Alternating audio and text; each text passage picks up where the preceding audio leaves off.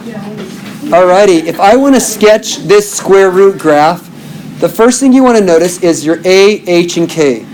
Now, just as a reminder, for the equation, you have y equals a, you have a square root of x minus h plus k.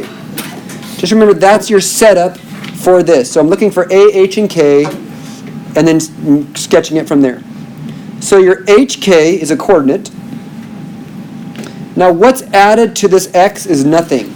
So my h is 0, and what's on the outside is a negative 3. So my hk is 0, negative 3. My a value is a number in front, which is 1.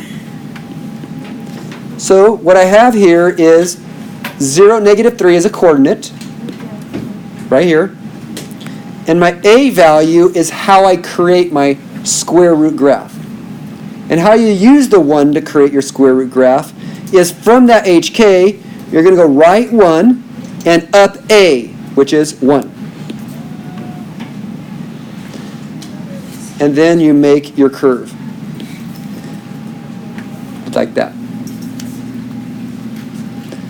Now, there is a dot right here that is actually kind of important, but we don't need it for this actual quiz that's coming up. Because technically, the a value is over 1, up 1. But if you think of square roots, if I put a 4 into a square root, when I go over 4, isn't that up 2? And then over 9, up 3. Now, are these two dots important? Are those two blue dots important? No. Meaning, sorry, they are important, but I won't need them when you graph. If you put the green and the red dot in that curve, you're good. The blue dots, where they come from is, when you put in the square root of 4 over, you get 2. When you put in the square root of 9, you get 3. They are not needed dots, but they're there in case you need to understand how the curve is happening. But this is good enough. Next one, what is a 1/3 power? Do you understand a 1/3 power is a cube root? So I know this one's going to have this look. It has the tail, I call it. So let's first find hk and a. Well, right here, 3. Is 3 the h or the k? It's the h. And it's the opposite of 3. Remember this opposite here? So the opposite of 3 is negative 3. And what's my k? Well, is anything added here at the end? No. So that's 0. There's nothing added at the end. What's your a? What's the number in front? There's nothing there, so that's a 1. So our hk is this dot right there in the middle. So that's hk, and then a is how we're going to create the graph. So let's graph negative 3, 0. My a value tells me to go over 1 and tells me to go a is 1, so I'm going to go up 1. And then I make my graph. Now, since it's a cube root, I also go the other direction. So I'm going to go over 1 and down 1 and make your graph. That right there is how a cube root looks. Cube roots have the extra side. Square roots do not, because over here you're getting imaginaries inside of a square root. There are no imaginaries in cube roots. Now, could I get some extra dots for this graph? Yes. What is a perfect cube root besides 1? Well, this cube root of 8 is 2. So technically from this dot, if I went over 8 up 2, there is a dot right there. So technically there is a dot right there if you want the exact other dot, because you go from this, you go over 8 up 2, but we don't need that dot. That's if you want extra dots, because perfect cube roots are 1, 8, 27. Perfect square roots are 1, 4, 9. It's not necessary. In this class, we just sketch. We are not getting all the perfect dots. But it is important to know a square root looks like this, and a cube root looks like this.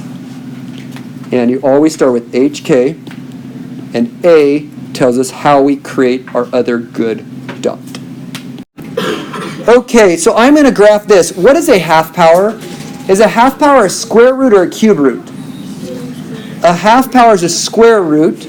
So our graph for this one's going to look like this, or it's going to look like this. Which one is it? Well, with the negative here, it's going to look like this. So it's going to look down, one-sided. Okay, what is my HK and what is my A? Let's do this. Well, my HK is the opposite of -1, 3. So the opposite of -1 is +1, and K is 3. And the number in front here is your A. So can we graph this square root graph? Well, we first graph 1, 3.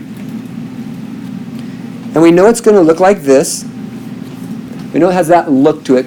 The reason I knew it's going down is because it's a -4.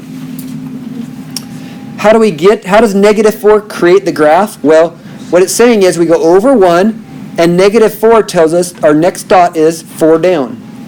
So it's going to be right there. And then we sketch it. There's the graph. Now, could I find more dots? Yes, but that's good enough for now. You could find more dots knowing the square root of 4 is 2 and so forth, but that's good. Next question is a cube root here. So for this cube root, because it has a 3 there, a cube root has the tail and it has a positive A value.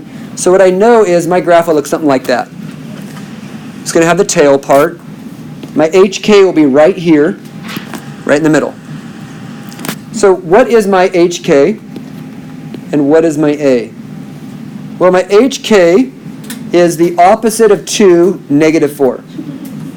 So the opposite of 2 is -2, and then the -4. So that's -2, -4 is right there. There's my HK. That's the center, that dot right there. Now, my A is 5 over 2. Now, can we change 5 over 2 to a decimal? 5 divided by 2, if I have $5 divided by 2 people, that is $2.50 each, or 2.5, 2.5. Why is a decimal easier? You'll see right now. If I am going to go right 1 and up 2.5, is that easier than up 5 over 2? Yeah, 2.5 is a lot easier to see distance. So when I go over 1, I'm going to go up 2.5, right there. So 2.5 is right there. And then I draw my somewhat square root graph, but I'm not done. Don't I have to go the other way with the cube root? So now, do I go over 1 and down 2.5? So down 1, 2.5.